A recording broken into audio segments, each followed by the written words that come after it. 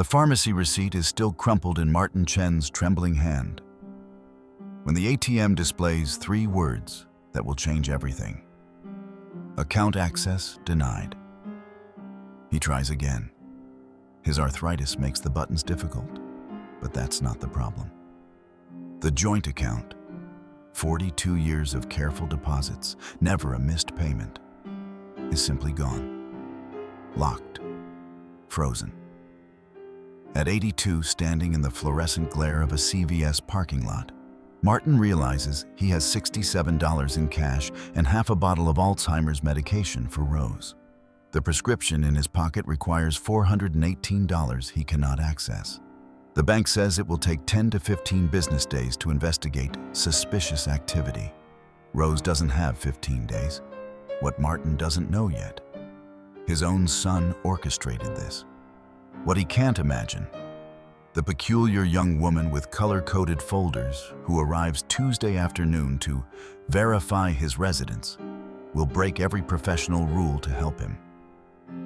And what no one expects, not the bank's lawyers, not the Adult Protective Services investigator, not even Martin himself, is that a simple 3-ring binder with tab dividers will become the weapon that fights back. Have you ever watched someone you love slip away, while systems designed to protect them become the very tools of their destruction? This is the story of how documentation became devotion. How an obsessive-compulsive bank auditor and an immigrant dentist built a paper fortress, one receipt at a time. How love, when properly organized and witnessed, becomes legally unbreakable. Stay with us to see what happens when the frozen finally thaws, and when the abandoned choose their own family. The ATM screen blinks 3 times before delivering its verdict. Account access denied. Martin Chen's arthritic fingers hover over the keypad, trembling not from age, but from the growing certainty that something is fundamentally wrong. He tries again, slower this time, careful with each button despite the fluorescent glare of the CVS parking lot making the numbers swim. The machine whirs, considering. Then, account access denied. Behind him, through the pharmacy window, he can see the clerk waiting with Rose's prescription. $418 for a 60-day supply of Memantine. The new Alzheimer's medication Dr. Patel prescribed 3 days ago. The one that might slow the forgetting. Martin counts the cash in his wallet. $67 and a CVS rewards card that expired in 2019. Inside the bank, the air conditioning raises goosebumps on his arms. Patricia Eames, the branch manager, has the kind smile people reserve for delivering bad news. She types on her keyboard with 2 fingers, reading from the screen while apologizing with her eyebrows. Mr. Chen, I'm showing multiple flags on your accounts. The system triggered our suspicious activity protocols. Suspicious? The word tastes foreign. 42 years of deposits, never a missed payment, never an overdraft. What could be suspicious? Patricia's smile tightens. Several large pharmacy charges in a short period. Our fraud protection algorithms? Those are medications. For my wife. She was just diagnosed. His voice cracks on the word diagnosed, as if saying it aloud makes Rose's condition more real than watching her ask for Lisa 3 times this morning. Lisa, who borrowed his car 2 years ago and never came home. I understand, Mr. Chen, and I'm sorry. But the freeze is automatic once the alert is filed. Patricia glances at her screen. There's also been a report from a concerned party. Something cold settles in Martin's chest. What party? I can't disclose that. But they cited concerns about your capacity to manage your finances, given recent stressors. She says stressors the way people say cancer. Carefully, as if the word itself might cause harm. Martin thinks of his children, David in San Diego, Michelle somewhere in Northern California, their phone numbers disconnected or changed. 2 years since Lisa's funeral, since David shouted across the cemetery that Martin killed her by lending her the car. 2 years of silence. How long until this is resolved? These investigations typically take 10 to 15 business days. Rose doesn't have 15 days. The pill bottle at home contains 8 tablets. Cut in half, that's 16 days if he's careful. If she doesn't spit them out. If she remembers to swallow, Patricia prints him a receipt for his own money that he cannot access. The paper is warm from the machine. Outside, the October sun feels accusatory. Martin sits in his car, the same car Lisa borrowed, the one he should have said no to, and counts again. $67. There's $40, maybe $50 more in Rose's purse at home. Some change in the kitchen jar. He drives slowly, under the speed limit, because he cannot afford a ticket. At home, Rose is standing in the kitchen, holding the empty prescription bottle. Martin? Her voice carries the uncertainty of someone who's forgotten the question, but remembers there was one. When is Lisa coming to visit? Soon, he lies, taking the bottle gently from her hands. Soon, Rose. That night, he cuts her pills in half with a kitchen knife, his dentist's hands steady despite everything. In the morning, he'll call David's number again, though he knows it's been disconnected for months. Delia Kovacs receives the Chen account review at 2:47 p.m. on Tuesday, filed between a duplicate Social Security number investigation and a merchant dispute over $233 in unauthorized coffee purchases. Routine paperwork. She opens the folder. The fraud alert was filed by Marcus Webb. Delia stops reading and pulls up the bank's internal directory. Marcus Webb, junior accounts officer, hired 3 months ago, sits 2 floors down in the department that handles new customer onboarding, not fraud investigation. His filing the alert is unusual, but not impossible. Employees can report suspicious activity across departments. Still, Delia adds a yellow sticky note to the folder's edge. Why Webb? She cross-references the Chen account details with the alert description. Multiple large pharmacy charges, yes. But the pattern shows consistency. Same pharmacy, same time of day, same transaction amounts. Not the scattershot chaos of actual fraud. She notes this on a second sticky.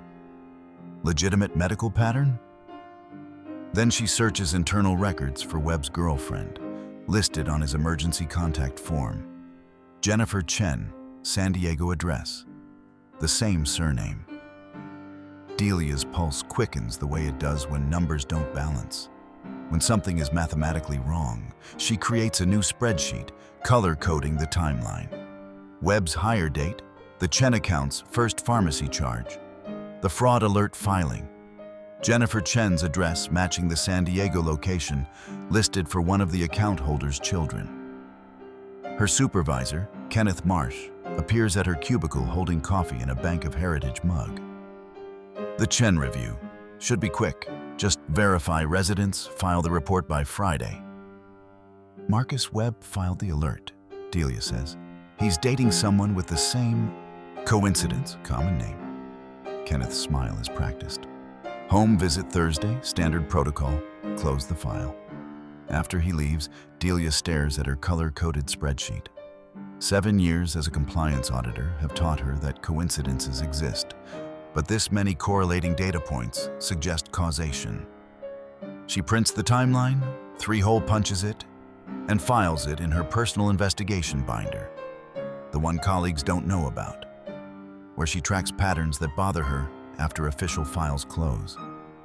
At 4:13 p.m. on Thursday, she arrives at the modest Sherman Oaks bungalow. The doorbell doesn't work. She knocks. The man who answers is smaller than his driver's license photo. diminished in a way that has nothing to do with his 82 years. "Mr. Chen, I'm Delia Kovac from Bank of Heritage. I need to verify your residence for our records." Inside, the house smells like burnt coffee and something else, the particular desperation of someone rationing medications. In the kitchen, an elderly woman sits at the table, eating dinner at 4 in the afternoon. Plain rice, steamed vegetables, pills cut in half on a paper towel. "Rose needs to eat early," Martin explains, his voice apologetic. "It's the only meal she remembers." Delia should photograph the residence, confirm occupancy, leave within 15 minutes. Instead, she notices the photographs covering every surface. A young woman's college graduation, a family of 5 becoming 4, becoming 2. Wedding pictures from another era, everyone's hair dark. Rose looks up, her expression shifting from confusion to something like recognition. "You have kind eyes, Lisa." "Rose, this is Delia," Martin says gently, without correction or frustration. "She's from the bank." Delia watches him guide Rose back to her meal, his hands steady despite their tremor. She thinks of her own grandmother, Maria, who died while family fought over her estate, no one organizing her wishes into defensible documentation. Mr. Chen, Delia hears herself say, "Do you have any financial records?" Martin returns from the bedroom carrying a shoebox that once held Rose's walking shoes, back when she still remembered where she wanted to walk. Inside, bank statements folded into irregular squares, receipts bleached by sun exposure on the kitchen windowsill, medical bills still in their envelopes, some unopened. "I kept everything," he says, apologetic even in his own dining room. "Rose always said to keep records, but I never..." His hands gesture at the chaos. "I'm sorry. It's a mess." Delia lifts the first handful of papers. A mortgage statement from 2003. A PG&E bill from last month. A receipt from Rite Aid Pharmacy dated 6 days ago. $418.42 for Memantine, the medication currently being rationed in half doses upstairs. Everything is here, but nothing is organized. Evidence exists, it simply lacks structure. "May I?" She gestures to the table. Martin nods, clearing space between the dinner plates, still showing rice grains from Rose's early meal. Delia begins sorting by category, creating piles: banking, medical, utilities, correspondence. Her fingers move with the practiced efficiency of someone who finds comfort in order, who believes that chaos is simply information waiting to be understood. The banking pile reveals a story. 42 years of mortgage payments, every single one on time. The final payment, marked with Rose's careful notation, paid in full, August 2015. Utility bills stretching back decades, addresses changing once, from their first apartment to this house. But never a late fee, never a disconnection notice. The medical pile is thicker, more recent. Rose's heart medication, prescribed 3 years ago. Physical therapy bills after a fall, paid in full. Then the newer documents: neurology consultation, cognitive assessment, the diagnosis letter from Dr. Sarah Patel dated 3 weeks prior, probable Alzheimer's disease, early to moderate stage. The pharmacy charges, Delia says, holding up 3 receipts. "These are what triggered the fraud alert?" Martin's voice carries the weight of someone who's explained this before without being believed. Initial prescription costs, 60-day supplies. Dr. Patel said to start the Memantine right away. That early treatment matters. "I used our savings account because..." He stops, recalibrating. "Because that's what savings are for when your wife needs medicine."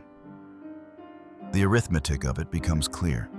A frightened man, newly navigating a diagnosis that will erase his wife piece by piece, spending money rapidly to secure medications while he still can. To the bank's algorithm, it looked like fraud. To Delia, it looks like love. She finds the power of attorney document, properly notarized, granting Martin full authority over their joint accounts, legal, legitimate. Ignored by the fraud alert system because computers can't distinguish between exploitation and devotion. I should file my report and leave, Delia says. But her fingers are still sorting, still organizing. She thinks of her grandmother Maria, whose estate dissolved into chaos because no one documented her wishes in time. Or Martin watches her, this strange young woman who appeared at his door carrying the authority of the bank that locked his accounts. Or I could come back tomorrow, Delia finishes, with supplies. We can organize this properly. Why would you do that? Because patterns that don't make sense keep Delia awake at night. Because Marcus Webb filed a fraud alert outside his department. Because the Chen surname appeared twice in her investigation. Because this shoebox contains evidence of competence that contradicts every accusation.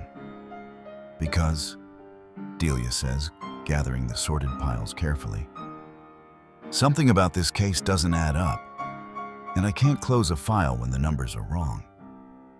Delia arrives at 5:47 p.m. on Wednesday, carrying a canvas bag that clinks with office supplies. A 3-ring binder, colored tab dividers, sheet protectors, a label maker. Her trunk contains backup supplies. She's always prepared for organization. Martin opens the door looking less defeated than yesterday, as if having a plan, even someone else's plan, provides structural support against collapse. Rose sits at the kitchen table working on a puzzle, her fingers searching for pieces that fit together. I spent my lunch hour researching elder financial abuse patterns, Delia says, unpacking her supplies onto the dining table. Your case has none of the typical indicators. No unusual transfers, no new beneficiaries, no large cash withdrawals, just pharmacy charges for prescribed medication. She creates the first tab, Identification.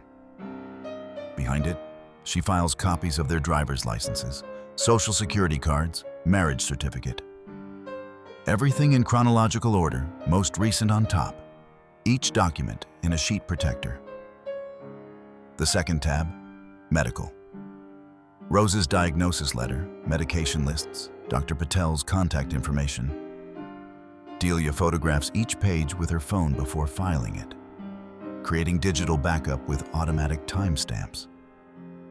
Martin watches, fascinated by her precision. You do this often? I organize everything. She pauses, weighing disclosure. It's how my brain works. Obsessive-compulsive disorder, formally diagnosed at 12. I used to be ashamed of it. Now, I'm a compliance auditor. Turns out banks need people who can't stop organizing things. Banking history becomes the third tab. The 42 years of mortgage payments, arranged in reverse chronological order. The paid-in-full notation. Their account statements showing steady deposits, minimal withdrawals. The careful financial life of people who immigrated with nothing and built everything. Rose abandons her puzzle and joins them at the table, drawn by the familiar documents. She picks up a bank statement dated March 1987.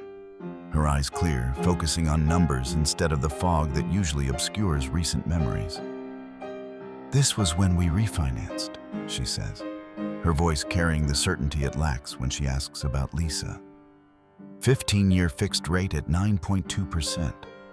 Martin said we should pay it off before he retired. Martin's breath catches. Rose, you remember? Of course I remember. She pauses, the clarity already fragmenting. We were saving for something. College? No, the children were already. The fog returns. She sets down the statement carefully, as if it might break. But Delia has already captured the moment. "Wedding date?" she asks gently. "June 7th, 1970, Rose answers immediately. "At the Buddhist temple on Normandy. My dress was my mother's. First mortgage payment, $217. October 1972. Delia writes quickly, documenting these lucid fragments. Numbers embedded in emotional memory, resistant to the disease erasing everything else. Evidence that Rose Chen, even diminished, still contains the woman who organized a household, raised 3 children, remembered every anniversary. Martin makes tea, his hands steadier than yesterday.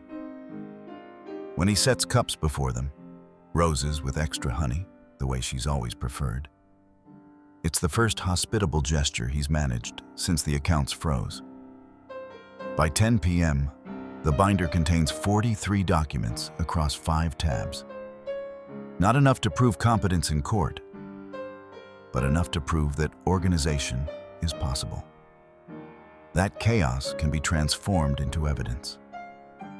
That love, when properly documented, begins to look like the opposite of exploitation. Delia arrives Thursday at 6:15 p.m. to find Martin standing in the doorway before she can knock, his face carrying the particular exhaustion of someone who's been waiting for rescue.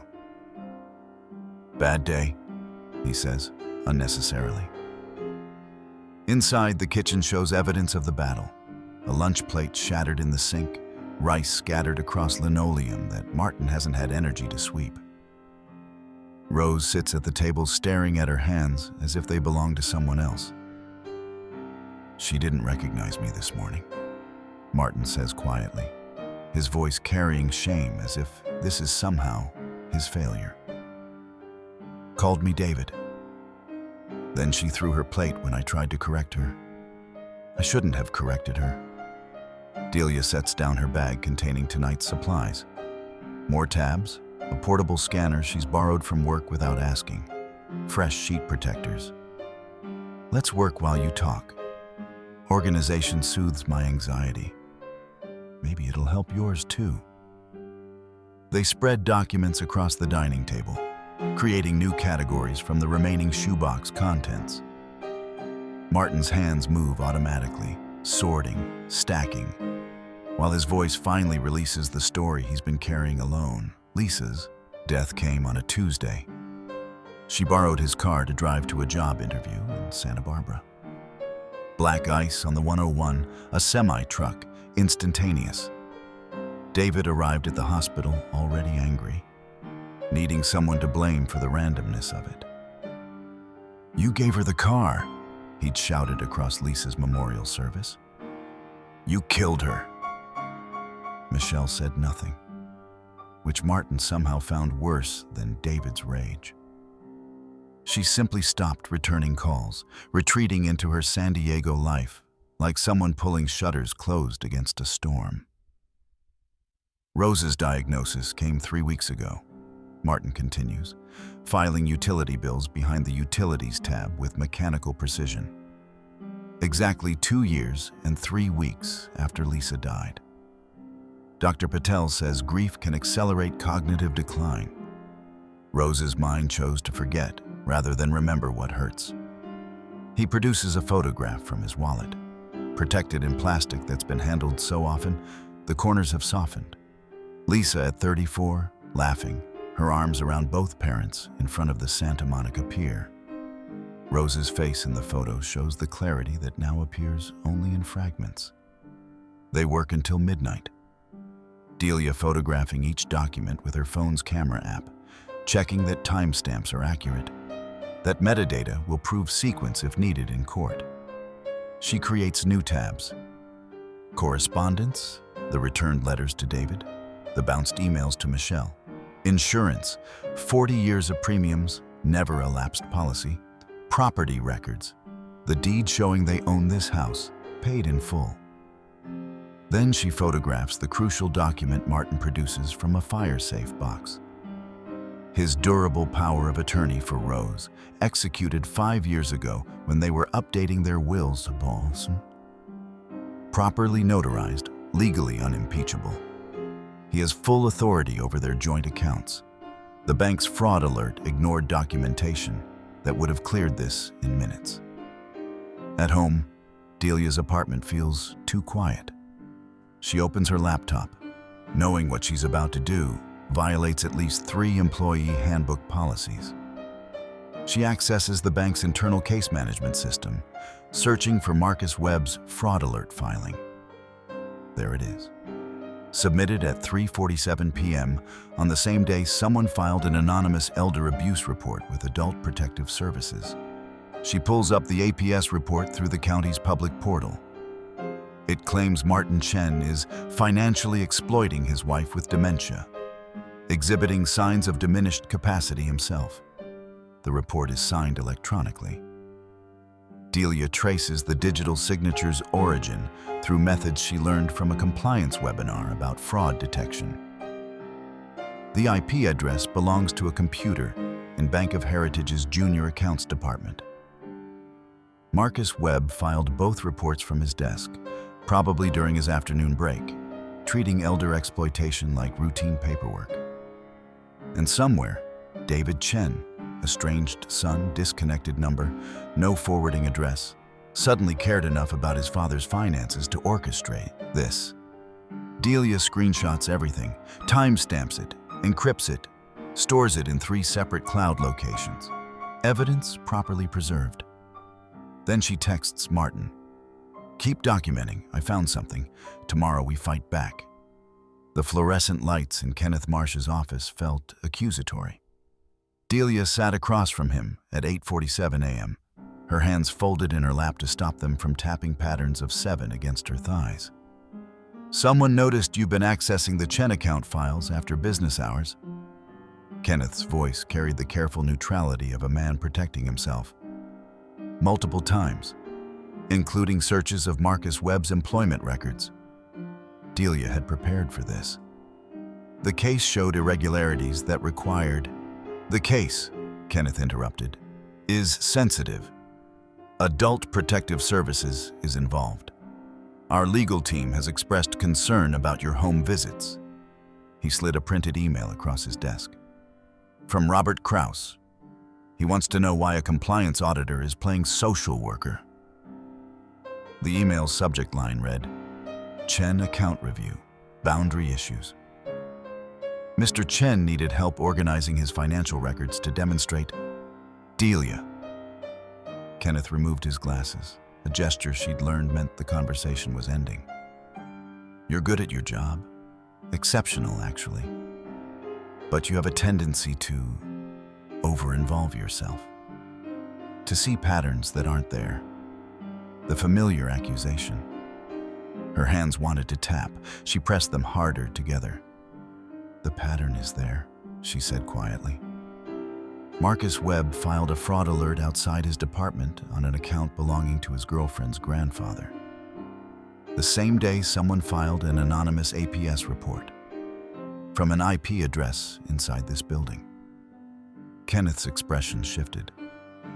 Not surprise, but something worse. Resignation. He already knew. "File your report by Monday," he said. "Recommend continuation of the freeze-pending APS investigation. Move on to your other cases." He put his glasses back on, returning to his computer screen. That's all.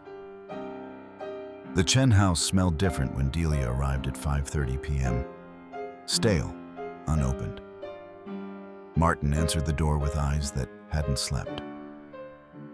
"APS came this morning." His voice was flat, depleted. "Carol Ruiz." 2 hours of questions. She looked through everything. Our refrigerator, Rose's medications, the bathroom. Took photographs. He laughed, a broken sound. "Like we were a crime scene." Inside, Rose sat at the kitchen table, staring at her hands. She hadn't spoken since Carol left, Martin explained. The investigator had been kind but thorough. And Rose, confused by the stranger's questions about whether Martin ever hurt her, had retreated into the wordless place she went when the world became too much. Delia set down her bag. Lighter today. No office supplies. She'd known, packing it this morning, that she was approaching a line. "I got a warning," she told Martin, "about helping you. They want me to recommend keeping your accounts frozen." Martin nodded slowly, as if he'd expected this. "You should do what they say. You've done enough already. More than anyone else would have." "I found something." Delia pulled out her laptop, opening the encrypted files she'd backed up in 3 separate cloud locations. Marcus Webb's girlfriend is Jennifer Chen. Her father is David Chen, your son. Martin's face went pale. "David hasn't spoken to me in 2 years. Not since Lisa's funeral. He opened an account at Bank of Heritage 3 weeks ago," Delia continued. "Marcus was his account officer. That's not coincidence, Mr. Chen. That's coordination." Rose looked up suddenly, her eyes focusing with unexpected clarity. "You're going to lose your job," she said. Not a question. "Probably," Delia admitted. "Why?" "Because someone has to." Delia called in sick Friday morning, her first sick day in 3 years. The lie tasted metallic, but she swallowed it anyway. She spent the morning building what she'd started calling the evidence file. Her dining table disappeared beneath printouts, screenshots, handwritten timelines. She'd learned this method from a forensic accounting webinar. Build the narrative chronologically, color code the actors, let the pattern reveal itself. Marcus Webb in blue, David Chen in red, the Bank of Heritage in green, Martin and Rose in yellow, always yellow, the color of caution, of vulnerability. The timeline assembled itself with damning precision. September 8th, David opens an account, Marcus assigned. September 12th, Marcus accesses Martin's information at 11:47 p.m. No work order on file. September 18th, Rose's diagnosis. September 22nd and 25, Martin's pharmacy charges. September 28th, Marcus files the fraud alert. Anonymous APS report filed same day, 2:17 p.m. IP address traced to Bank of Heritage. September 29th, accounts frozen. Delia photographed the timeline, ensuring metadata timestamps were accurate. Then she began the deeper excavation. Bank of Heritage's internal messaging system wasn't encrypted, a security flaw she'd noted in previous audits without imagining she'd exploited. She logged in using credentials that should have been revoked but weren't yet. Bureaucratic slowness, for once, worked in her favor. She searched Marcus Webb's message history, filtering for Chen. The first message made her stomach drop. From Marcus Webb to David Chen, personal email. Date, September 11th. Subject, account access protocols. David reviewed the account. Your father's got $487K in savings, another $200K in joint checking. No unusual activity, just steady deposits from his pension. Place is a gold mine if we can establish he's not competent to manage it. The Alzheimer's diagnosis is perfect timing. File the APS report anonymously. I can trigger the fraud alert from my end.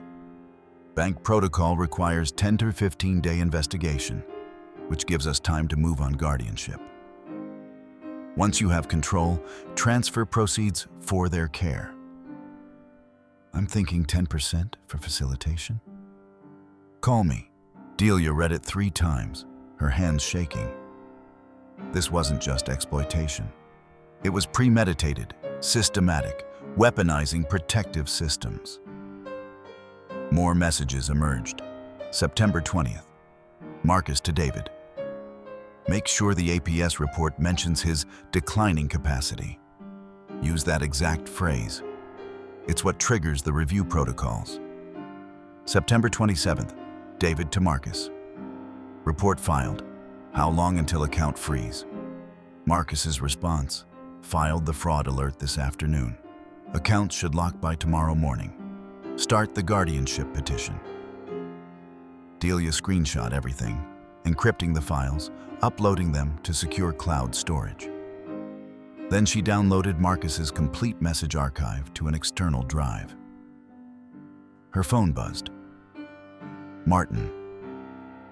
Rose asked when you're coming. Says she wants to help organize.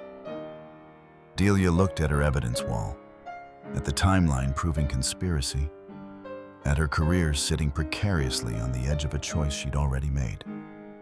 She texted back, "On my way, bring your binder. We have work to do." Sunday morning arrived with the kind of crystalline light that made promises feel possible. Delia appeared at the Chen house at 9 a.m., carrying her laptop, portable scanner, and 3 fresh packages of sheet protectors. 8 hours, she told Martin. We're going to organize every medical record chronologically. Everything Dr. Patel has documented about Rose's care. Martin looked exhausted, his face carrying the weight of a sleepless night. I'm scared, he admitted quietly. Not just of losing the money, of losing Rose to a system that thinks I'm hurting her. Then we prove them wrong. Delia's voice was firm, with evidence they can't dispute. They spread Rose's medical records across the dining table, 18 months of documentation. Dr. Patel's notes painted a clear picture. Cognitive decline beginning shortly after Lisa's death, gradual acceleration, Martin's appropriate responses at every stage. The words devoted caregiver, attentive, appropriately concerned appeared repeatedly. Rose wandered in mid-morning, drawn by the familiar sight of documents. What are we doing? Making sure everyone knows how well Martin takes care of you, Delia said gently. Rose picked up a paper, her initial diagnosis letter. Something shifted in her expression, clarity breaking through fog. This is when Dr. Patel told us. September 18th. Martin cried. I held his hand. Martin's breath caught. Rose, you remember? Of course I remember. Her voice carried certainty it had lacked for weeks. You've never left my side? Not once. Delia photographed this moment. Rose's lucid testimony, spontaneous and true. Then she suggested they create a family tree, something concrete for Rose to hold on to. They used poster board from Martin's closet, markers from a kitchen drawer. Rose, in her window of clarity, named each child, each grandchild, recited her wedding vows from memory. I, Rose Wong, take you, Martin Chen. Martin wept. Monday, Delia called in sick, her first dishonest act in 7 years of employment. She drove to Dr. Patel's office with Martin's written permission, her hands steady on the wheel. Dr. Patel reviewed the situation with the careful attention Delia had learned to recognize in competent people. The anonymous report mentioned declining capacity, Martin's, not Rose's. But I've documented his excellent care for 18 months. His memory for her medications is better than most people half his age. Would you provide a written statement? Delia asked. I'll do better than that. Dr. Patel began typing. I'll provide a notarized letter affirming his competence, her appropriate treatment, and my professional opinion that any abuse claim is baseless. Tuesday evening, Delia added the letter to a new tab. Professional assessments. The binder had grown to 3 inches thick, 200 pages of evidence that Martin Chen was exactly who he claimed to be. A devoted husband doing his best under impossible circumstances. Why are you doing this? Martin asked, watching her photograph the final pages. Delia thought of her grandmother Maria, dying while family fought, no one organizing the paperwork that might have protected her wishes. "My grandmother died in a nursing home," she said quietly, while her children argued over her estate. No one organized her documents. No one protected her. "I'm sorry. I couldn't help her." Delia looked up, meeting Martin's eyes. "Maybe I can help you?" Wednesday morning, Kenneth's office felt smaller, more hostile. The bank's senior attorney, Robert Krause, sat beside Kenneth's desk like a prosecutor at trial.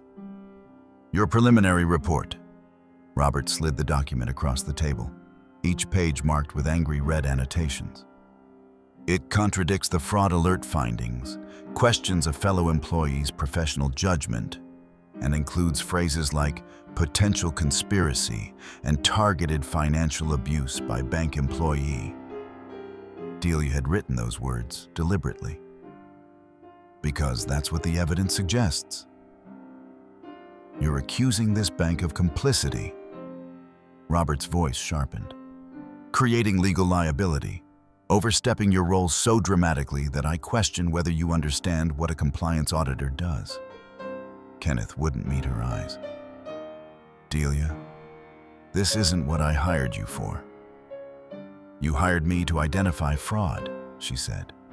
"That's exactly what I'm doing." "No." Robert leaned forward. "You're conducting an unauthorized investigation, making inflammatory accusations, and creating documentation that could be used against this institution in litigation. That stops now." The ultimatum arrived with bureaucratic precision. Withdraw her report, file the standard recommendation for continued account freeze, return to her other cases, or face immediate disciplinary review that would likely result in termination. "You have until Friday," Kenneth said quietly. "Make the right choice." Delia drove to the Chen house on autopilot, her hands shaking so badly she had to grip the steering wheel with both hands. Martin took one look at her face and guided her to a chair. "They gave me a choice," she said. "Drop the investigation or lose my job." Martin became very still. "Then drop it. Please, you've done enough. You've given us this binder, this chance. I'll find a lawyer somehow." "A lawyer costs money you can't access." Delia opened her laptop with trembling hands. "And we're not done." She showed him everything she'd found. Marcus and David's connection through Jennifer, the account David opened 3 weeks ago, the timeline that proved coordination, not coincidence. "This isn't just about clearing your name," she said. "They're trying to steal your life savings, nearly $500,000. And the bank is helping them do it." Martin stared at the screen, his face aging years and seconds. "My son, David, is doing this." "Yes." Rose appeared in the doorway, her expression clear despite the afternoon hour when confusion usually won. "Then we fight," she said simply. "All of us."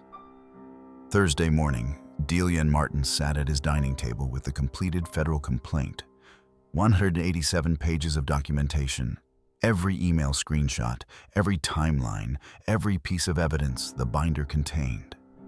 The Federal Deposit Insurance Corporation complaint, the Consumer Financial Protection Bureau complaint, the California Department of Business Oversight complaint.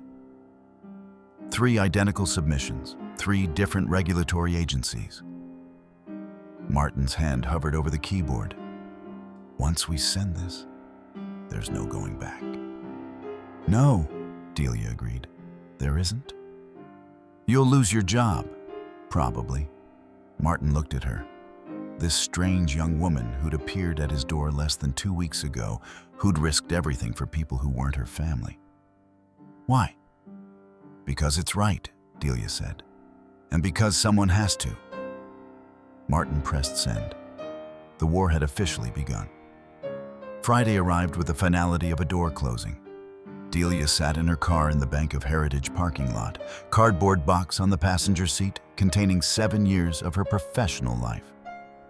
The ergonomic staplers she'd bought herself, 3 coffee mugs, a framed certificate for Employee of the Quarter from 2019. Her hands wouldn't stop shaking. Kenneth had been apologetic in that practiced way managers have when executing decisions made above them. The bank's position is clear. Your unauthorized investigation created liability. Robert Krause stood behind Kenneth's desk like a prosecutorial shadow. Effective immediately. Security had escorted her out. Tom from IT support, who sometimes asked about her weekend plans. Margaret from accounting, who once complimented her color-coded filing system. They'd watched her leave carrying her box of belongings, their expressions carefully neutral. She should go home. Instead, she drove to Sherman Oaks on autopilot, her muscle memory following a route she'd traveled every evening for 10 days. Martin opened the door before she could knock. His face registered her expression instantly. The dentist who'd spent 40 years reading anxiety in patients' faces. What happened? They fired me. The words tasted like copper. For helping you. Martin stepped back as if she'd struck him. No, this is... Delia, I never wanted... I know. She set down her box on his porch, suddenly exhausted. Can I come in? Rose sat at the kitchen table working on her puzzle. The same puzzle she'd been attempting for 3 days, never remembering she'd tried before. She looked up when Delia entered, her expression shifting to something like recognition. You have sad eyes today, Rose said clearly. Then, with the peculiar lucidity that sometimes broke through her confusion, someone hurt you. The bank fired her, Martin explained gently, for helping us. Rose stood, steadier than she'd been in weeks, and crossed to Delia. She took both of Delia's hands in her own. You sacrificed for us, like family does. The words broke something in Delia's chest. Her grandmother Maria had said something similar once, teaching her to fold paper into perfect thirds. Careful work is how we show love. I should go home, Delia managed. I just wanted to tell you in person. Her phone buzzed, then Martin's. They looked at each other, dread crystallizing. Martin's hands shook as he opened the email from an unfamiliar law firm. Delia read over his shoulder. Emergency petition for guardianship. David Chen versus Martin Chen. Hearing scheduled Thursday, November 6th. The document was 15 pages of clinical language describing Martin as financially incompetent, unable to provide appropriate care, and subject to manipulation by a dismissed bank employee with questionable motives. Everything they'd built, the binder, the documentation, the careful evidence, reframed as proof of Martin's vulnerability rather than his competence. They're using you helping me as evidence I just can't manage alone, Martin said, his voice hollow. They're taking Rose. Delia's hands finally stopped shaking. The paralysis that had gripped her in the parking lot dissolved into something harder, clearer. No, she said. They're not. Delia arrived Saturday afternoon to find Martin sitting at the kitchen table. The guardianship petition spread before him like evidence of his own inadequacy. He hadn't slept. The evidence lived in the hollows beneath his eyes. The tremor in his hands as he tried to lift his coffee cup. Rose wandered between rooms, agitated by Martin's distress in the way animals sense earthquakes before they strike. 6 days, Martin said without looking up. The hearing is Thursday. 6 days to prove I'm not the incompetent old man they say I am. Delia set down her bag with deliberate care. Then we have 6 days to build a defense that's unbreakable. She pulled out her phone, scrolling through contacts until she found the name she needed. Rachel Morgenstern, second cousin on her mother's side, elder law, attorney, someone Delia had reconnected with at a family funeral 5 years ago. Rachel answered on the second ring. "Delia, everything okay? I need help. Pro bono. Elder financial exploitation case with bank complicity and a fraudulent guardianship petition." The words tumbled out in her characteristic numbered list. "I have documentation. Lots of documentation." 30 minutes later, Rachel was on a video call, her sharp eyes scanning the petition Martin held up to the camera. Her expression shifted from professional interest to righteous anger in the span of 3 pages. "The timeline is too perfect," Rachel said. "Diagnosis, account freeze, guardianship petition, all within 3 weeks? This wasn't organic family concern. This was coordinated. Can you help us?" Martin's voice carried the careful hope of someone who'd been disappointed too many times. "I'll represent you until the accounts unfreeze. After that, we'll discuss fees." "But, Martin..." Rachel leaned forward, her face filling the screen. "I need you to understand something. This is precedent-setting. Bank complicity in elder exploitation. If we win, we change how these cases are handled." "If we win," Martin repeated quietly. "When we win," Rachel corrected. "Delia's documentation is extraordinary. I've seen attorneys with decades of experience manage worse evidence organization." Sunday arrived with Rachel and her paralegal Mike, who spent 8 hours deposing Martin with the thoroughness of someone building not just a case, but a fortress. They photographed everything. The grab bars Martin installed in the bathroom. The medication organizer with each pill carefully labeled. The emergency contact list posted by every phone. Mike documented Rose's care with clinical precision. The meals Martin prepared, the gentle way he guided her through confusion, the photo albums he used to anchor her fragmenting memory. Monday morning, Carol Ruiz arrived for her follow-up APS visit, Rachel present as Martin's attorney. Carol moved through the house with practiced efficiency, her report taking shape in real-time notes. When she finished, Carol looked at Martin with something like apology. "I see no evidence of abuse, neglect, or exploitation. Your care exceeds standards. The home is safe." Rose, in her clearer moments, expresses trust and love. Then Carol added the crucial observation. "The fraud alert and APS report appear coordinated. I'm recommending further investigation into the complainant's motives." Rachel filed Carol's report as Exhibit A, the first weapon in their arsenal. Tuesday morning, Mike arrived at the Chen house carrying a folder thick with discoveries that transformed desperation into ammunition. "David Chen filed for bankruptcy 8 months ago," Mike said, spreading documents across the dining table. "His medical supply company collapsed, home in foreclosure, judgments against him totaling $340,000. Martin stared at the numbers, each one a small violence against the son he remembered. The ambitious young man who'd built something from nothing, who'd made his immigrant father proud. "Your savings account," Mike continued gently, "contains $487,000. The motive crystallized with mathematical precision. A desperate man, drowning in debt, eyeing his father's life savings as salvation. Mike pulled up Jennifer Chen's Instagram on his laptop. Marcus Webb appears in her photos dating back 11 months, including this one. He pointed to a holiday party photo tagged at Bank of Heritage's main branch. They met before David's bankruptcy, before any of this began. Delia leaned forward, her fingers already moving in patterns of 7 against her thigh. Jennifer mentioned her grandfather during early dates, probably casually. She wouldn't have known Marcus would weaponize that information. Wednesday morning brought the evidence that transformed their defense from strong to devastating.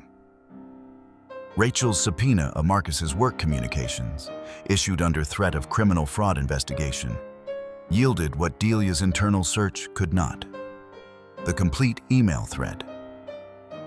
From Marcus Webb to David Chen, personal email.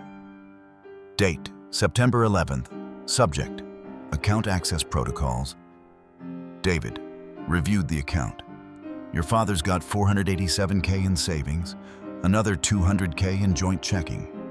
No unusual activity, just steady deposits from his pension. Place is a gold mine if we can establish he's not competent to manage it. The email continued for 3 paragraphs, laying out the scheme with casual brutality. File the anonymous APS report using specific language that would trigger protective protocols. Coordinate the fraud alert to freeze accounts. Use the resulting chaos as evidence of Martin's incapacity. Expedite guardianship transfer and split the inheritance recovery fees. Marcus had promised David $50,000 for simple paperwork manipulation. Delia read the emails 3 times, her hands finally steady. They hadn't just stumbled into exploitation. They'd engineered it, treating Martin's life savings like a resource to extract, Rose's vulnerability like a convenient excuse. They turned the system designed to protect him into a weapon, Rachel said quietly. Every safety measure, fraud alerts, APS investigations, guardianship protocols, twisted into tools of theft. That night, Delia created tab 23, Conspiracy Evidence. She filed the emails chronologically, each one a timestamp of betrayal. Marcus's casual greed, David's desperate rationalization, the coordination that proved this wasn't family concern, but calculated theft. The binder had grown to 347 pages across 28 tabs, evidence that Martin Chen was exactly who he claimed to be: a devoted husband, a competent caregiver, a man whose only crime was loving his wife through her decline. Tomorrow, they would prove it in court. Thursday morning arrived with the weight of finality. Los Angeles County Superior Court, Department 23, smelled like floor wax and old paper. The institutional scent of justice grinding slowly forward. Martin sat between Rachel and Delia at the respondents' table, his hands folded in his lap to stop their trembling. Rose sat beside him, dressed in the blue cardigan she'd worn to their granddaughter's wedding, her expression carrying the confusion of someone who understood this place was important, but couldn't remember why. Judge Patricia Morrison entered at precisely 9 a.m., her gray hair pulled back in a severe bun that matched her severe expression. David Chen's attorney, Howard Brill, presented first with the smooth confidence of someone who believed he'd already won. Your Honor, this is a straightforward case of elder vulnerability. Martin Chen, 82 years old, recently widowed. Not widowed, Rachel interrupted. His wife is sitting right there. Brill didn't miss a beat. Caring for a spouse with severe Alzheimer's. Mr. Chen has become isolated, overwhelmed, and unfortunately susceptible to manipulation. He produced documents with theatrical precision. The frozen account notices, the APS referral, Carol Ruiz's initial visit report taken out of context. Then Marcus Webb appeared via video link, his face composed in an expression of professional concern. I filed the fraud alert because the transaction pattern suggested cognitive impairment or coercion. As a banking professional, I have a duty to protect vulnerable customers. Martin listened to his own life described as evidence of incompetence. The pharmacy charges that saved Rose's clarity reframed as reckless spending. His careful documentation with Delia presented as proof he couldn't manage without outside help. Brill's closing struck like a hammer. Mr. Chen's inability to manage legal and financial matters without external assistance demonstrates the exact incapacity that guardianship laws exist to address.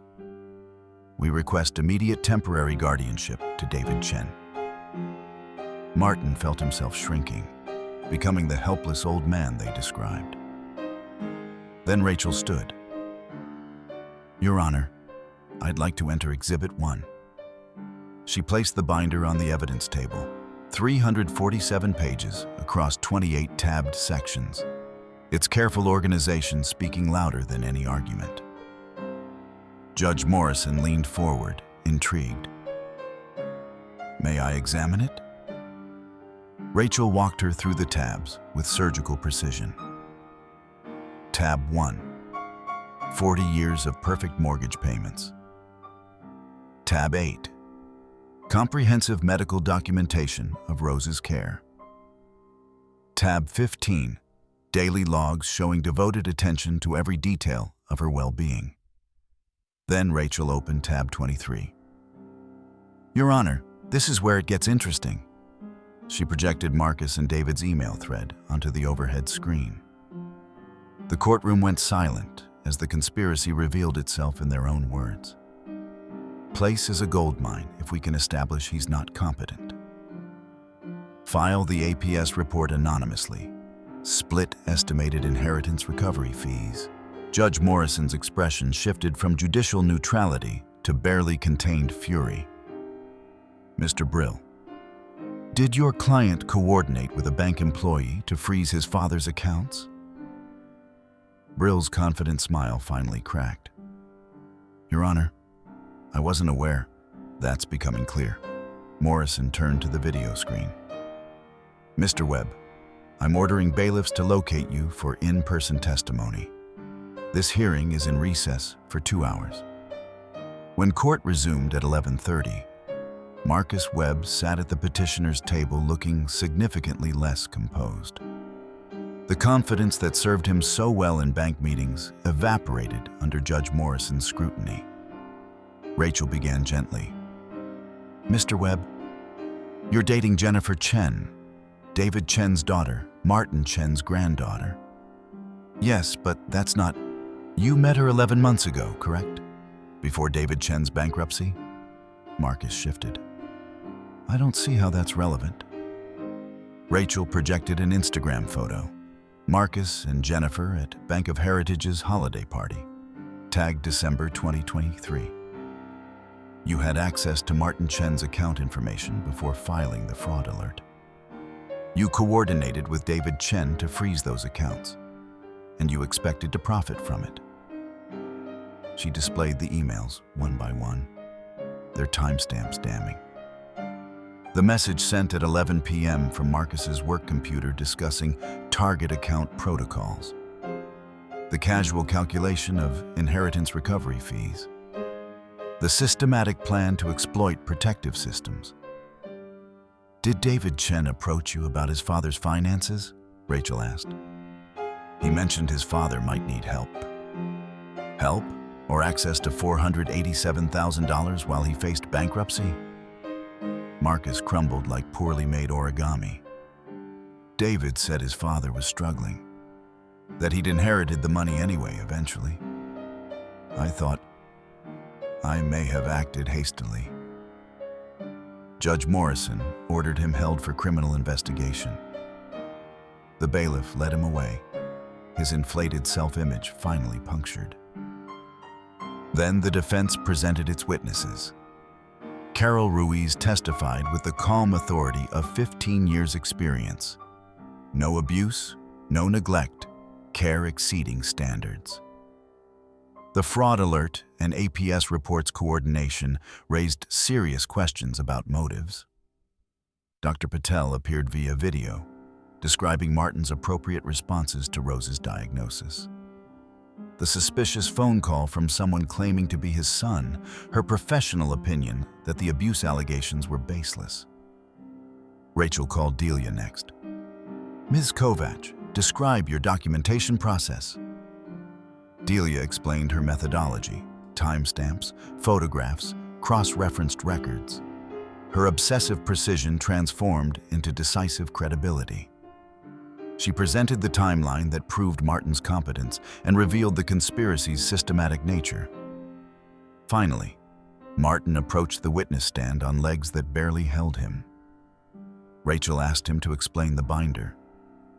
Martin's voice shook at first, then steadied as he described learning Delia's system, how organizing their chaos helped him process grief, how Rose's memory would suddenly clear when touching old documents. "The binder isn't evidence of my failure," Martin said quietly. "It's evidence of my devotion." Judge Morrison turned to Rose. "Mrs. Chen, would you like to say anything?" Rose looked up, her eyes focusing with unexpected clarity. "Martin is my husband. He holds my hand when I forget my name."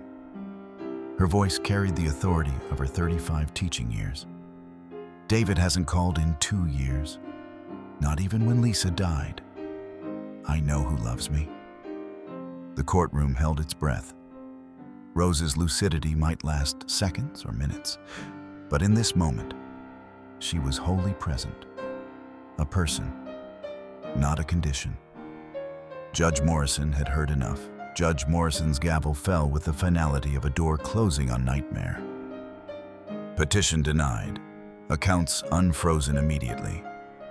"Mr. Chen, you're free to care for your wife as you see fit." Martin couldn't process the words. Free. After 3 weeks of frozen accounts, investigation, testimony, free. Rachel squeezed his shoulder. Delia, sitting in the gallery behind the bar, covered her mouth with both hands.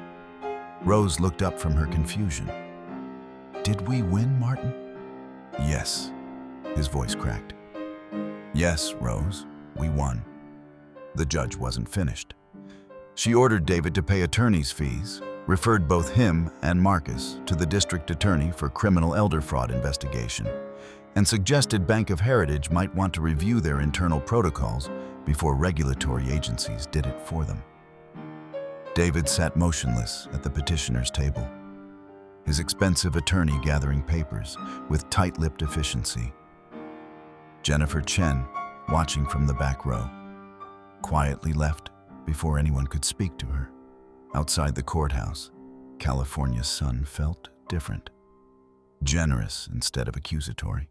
Martin stood on the steps breathing air that tasted like relief, like possibility, like the future he'd thought they'd lost. Michelle appeared beside him, Martin's middle daughter, who'd abandoned him for 2 years, whose phone calls went unanswered until Rachel tracked her down 3 days ago. She'd testified briefly, admitting she'd been manipulated by David, but acknowledging her own failure. "I should have been there. I wasn't. That's on me." Now she stood uncertain on the courthouse steps, 48 years old, but looking somehow young in her fear of rejection. "Dad," she said quietly, would you let me visit?" Martin looked at her. 2 years of silence. 2 years of managing Rose's decline alone. 2 years of believing all his children had abandoned him. "Every other weekend," he heard himself say. "Rose has good days and bad days. You should see both." Michelle nodded, tears threatening. "I'll be there. I promise."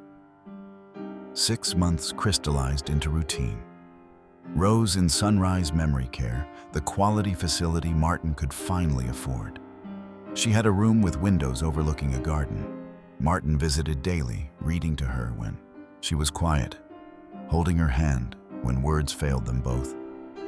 Michelle drove up from San Diego every other weekend, as promised.